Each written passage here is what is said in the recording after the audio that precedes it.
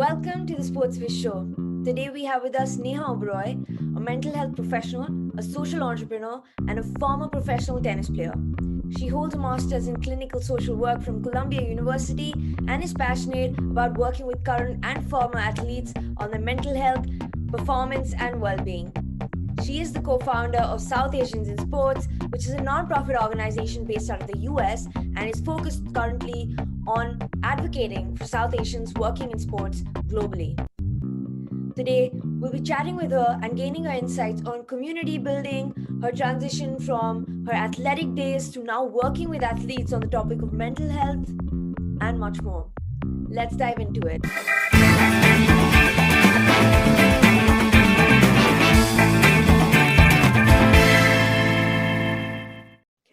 Hello, Neha. Welcome to the podcast. How are you doing? I'm doing well, thank you. Thanks for having me. Absolutely, it's my pleasure. For those who don't know, we go way back when I was interning within your organization, South Asians in Sports. So I'm so excited and honored to have you and have the chance to interview you. And we'll get to SA in Sports in a bit.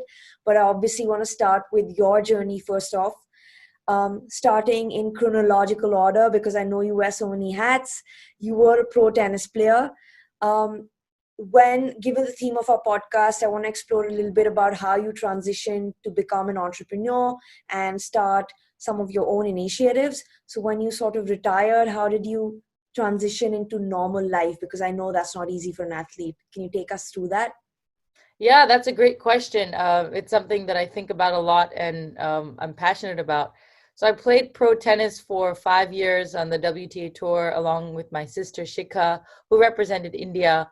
And at that point, I came to a point where I just got burnt out. To summarize it, mentally just burnt out. And I actually, have said this many times. I actually was suffering from a pretty bad eating disorder that was brought on by quite a few different factors.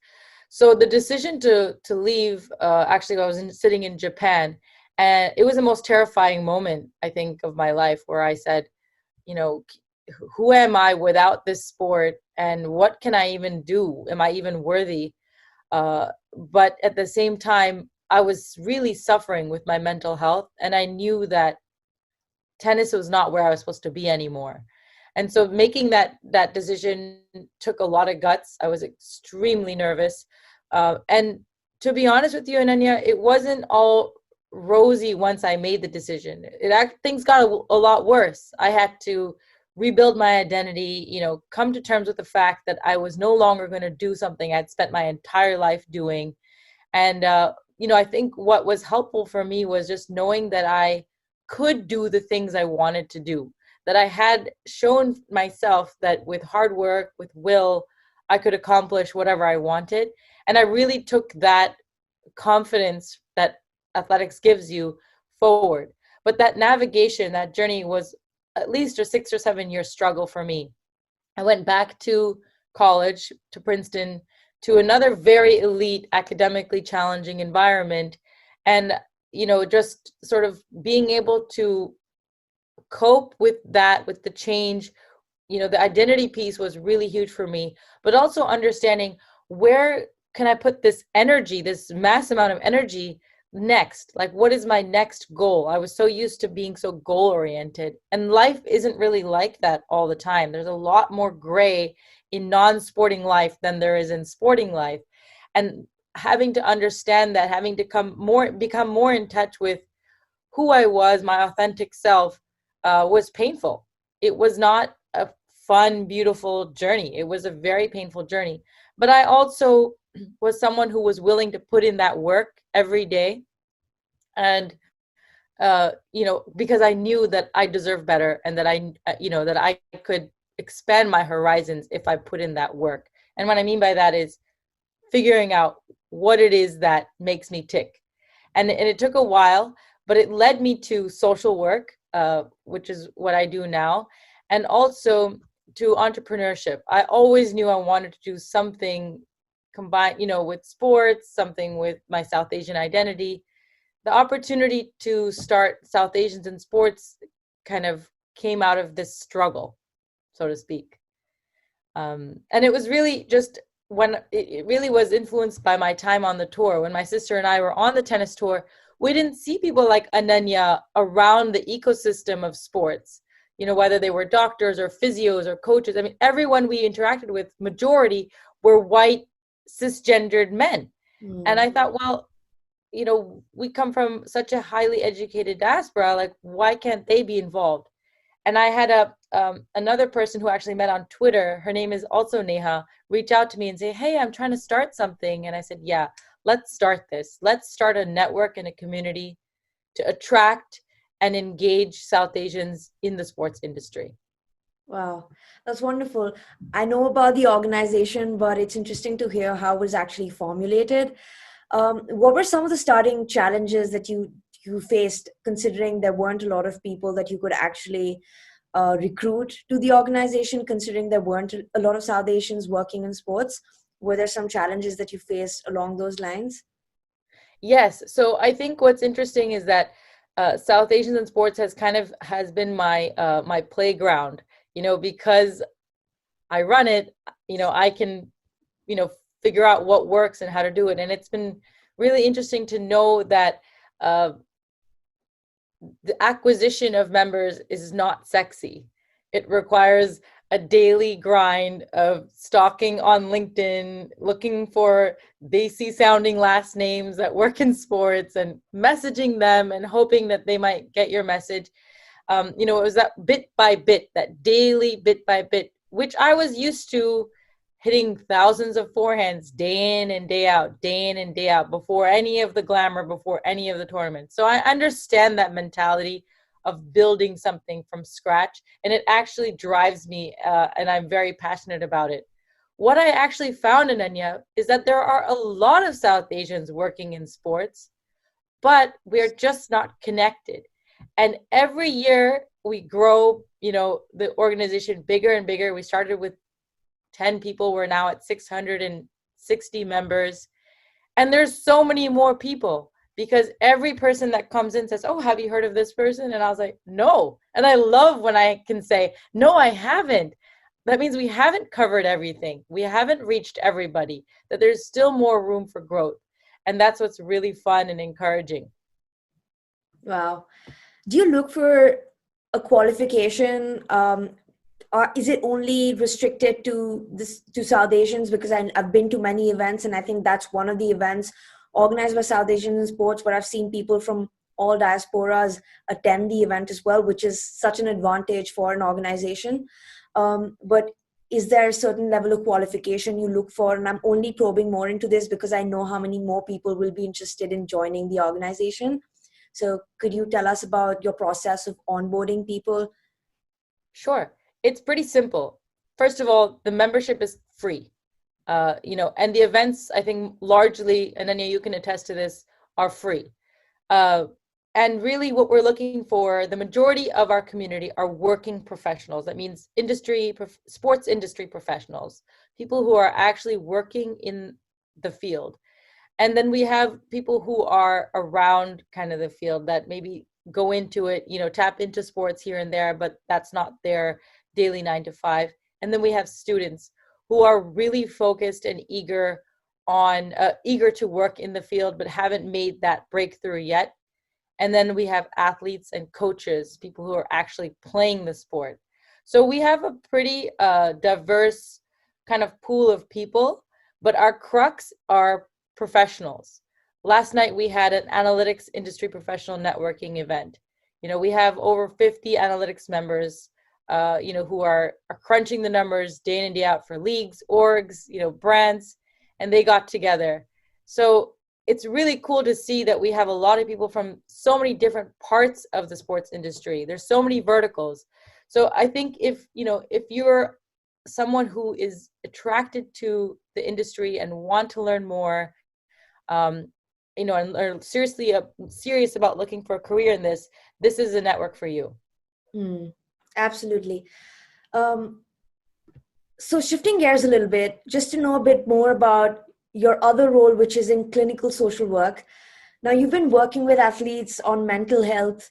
How did you decide to transition into this field particularly? Yes. So after I left pro tennis, I actually started coaching.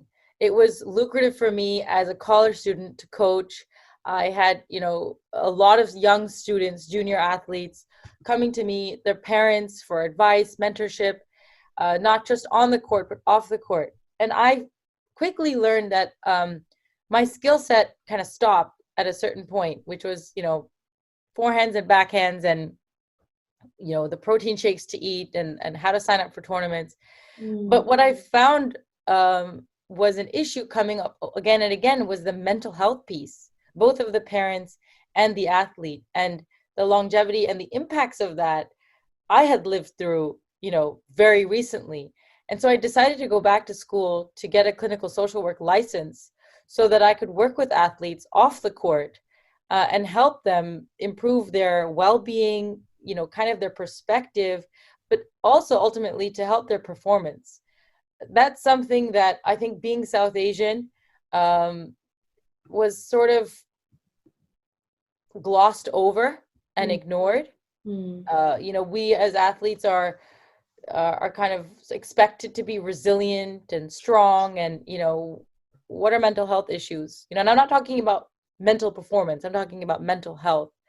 And I think that we don't understand as a society that this is actually a huge part of performance for athletes, and it has been largely ignored. So I really had the desire to gain those skills, which I did recently. And now I'm working with both the general population as well as with athletes. I'm really passionate about that transition piece that I discussed. But I think, people like you and me, need to continue that conversation that mental health isn't seen as something bad. And I think the rhetoric is changing thanks to social media. I think it's been kind of seen as something like, oh, I care about my mental health like I care about my physical health. Right. And for athletes to subscribe to something like this, requires that kind of cultural shift. I have to ask though, do you feel that athletes are more at a risk to mental health issues? I don't mean to probe from a personal space, but have you experienced that in the circle where you've seen athletes, considering there's so much more pressure on athletes day in and day out? I think that's a good question, and I wouldn't be able to factually answer that question. I don't think there's enough research. I think everybody who has access to the internet has an increased risk of developing mental health issues. Interesting. That's my personal belief. Do I think that athletes above the general population have an increased risk? I would say no, but I would be careful to say that I might be very off, numbers wise. I just don't think there's enough research about that. However, athletes are at a higher risk, from what I've seen, of developing certain things because of the unique risk factors that they endure, that kind of isolation, overtraining, being scrutinized by the media, the constant competitive pressure to perform, and their environments are, as well as their identity, super myopic. I think all of those things are factors for a lot of mental health issues. But, we also live in a society where suicide for the general population, between 11 and 25 has skyrocketed. So I wouldn't say that athletes are, a mental health, already above the general population. I just think that their lifestyle and the way in which they have to achieve can be a huge precipice for them to fall off of. Does that make sense? Yeah, absolutely. I'm sure, like you said, there's access to social media and there's so much information out there which can be so overwhelming, especially pertaining to mental health. And one often doesn't know which resource to go to. Some resources can be quite expensive to even procure. How do you advise athletes, or even whether that's pro athletes or competitive, non-professional athletes, to approach their mental health? That's a great question. And I think the answer varies widely depending on the culture that you live in, the society that you live in, and what you have access to, your socioeconomic background. I think there is, for someone who is, trying to be a professional or an elite athlete, there is a great value to have a clinician, a therapist that you can create a relationship with, that you see just like you see your trainer or your massage therapist or your physio for, the little strain that you have in your shoulder. I think having someone on your team that can weekly process things with you outside the court that will completely directly relate to on the court is priceless. And if I had to do it all over again, I would have invested in that. I think there's also so much information, you're right. And if you know what you're looking for, you can kind of help yourself, guide yourself. I mean, there's so much free mental health stuff, DBT workbooks, CBT understanding, TED Talks. If you're interested in this and you can kind of, I wouldn't say self-diagnose, just self-navigate, what you're finding you have issues with, I think that'll help you narrow down to what you're looking for. I remember when I got off the tour, I was desperate. I remember going to a physical library in 2007 and saying, like, has anybody written about depression after leaving tennis? Has anyone talked about eating disorders in sports? And I found so little. I mean, I don't think I even found anything.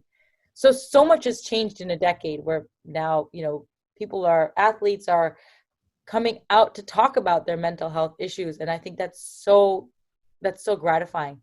There are lots of companies also that are sprouting up, like Talkspace and BetterHelp.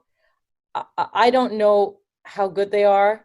I don't know how to vet that. Yeah. I would say if you and your community can find people who have lived through the sport, who at least have been athletes, can understand that, and are trained in mental health, I think being able to access them is gold. Thank you for sharing that. That had such important information that I hope will benefit a lot of people, or a lot of those at least looking to target some of these areas. My last question is usually on advice that I ask from my guests to students and professionals entering the world of sports or working in sports. But from you, I know someone who's a mom of two beautiful toddlers, or I shall say a baby and a toddler. I want advice from you for those moms or those parents taking on various roles and managing parenthood or motherhood, especially in a very demanding environment Oh, like wow. I sports. mean, I feel like I'm always asking for advice, about this. I think, there's no right answer. And what I'm finding is that once again, I have to figure out my own right. What is right for us as a family? What is right for me as an individual? I think I'll tell you what I've learned, especially during this pandemic year. I think that might help. Um, I've learned that I've learned really what my limits are. I'm someone who felt like I can do it all. I don't need help. I can take on another meeting. I can do this. I can keep going. That sort of athlete rhetoric running in my head. And I learned that I actually have limits because I am responsible for other people. And knowing what those are is a huge asset to me. Oh, this is it. This is all I can do. I think that has been a huge lesson for me and has just increased our family happiness and saved my mental health.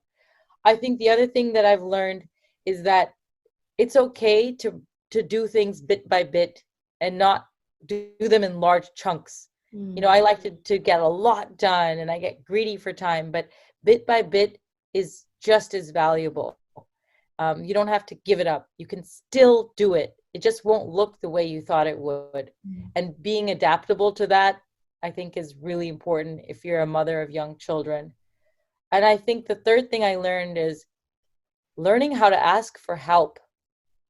Really asking for help and saying, that's not a reflection of weakness when I ask for help. It's a reflection of resourcefulness and strength when I say, I cannot do all of this, or I choose not to do all of this. I need help. And being very specific on the help that I need and how to ask for it. I think in this society, mothers are supposed to be doing it all. They're supposed to have thriving careers. They're supposed to look amazing. They're supposed to get their six-pack back immediately after delivering a baby. They're supposed to learn how to breastfeed, and it's supposed to be normal, and cook organic and healthy foods, and be the best spouses. It's a lot. In my mother's generation, being a mother was enough, and it's not enough anymore. And I'm saying maybe take back your power. And if you want to just be a mom for a while, know that is really, really challenging, and it'll use all parts of your brain. If you want to do more, do more. But I think know your own limits, learn how to ask, and be very specific about the help you need, and know that you can still accomplish what you want bit by bit. And it's okay. Just keep stirring the pot, because when your kids are older, when it's time, you can jump back in and do as much as you want. I think that's what I've learned. And I still have to remind myself, of this, because it gets overwhelming. I get down. There are moments where I say, I can't do it. And then I remember, okay, I'm doing too much, or let me recalibrate. I wish I had advice, but I really reach out. And I think the other thing is reaching out to a mommy network. As a tennis player, I was so isolated, and on the court, you have to find your own answers. You can't look around to a community. You can't ask in the stands, hey, what should I do now?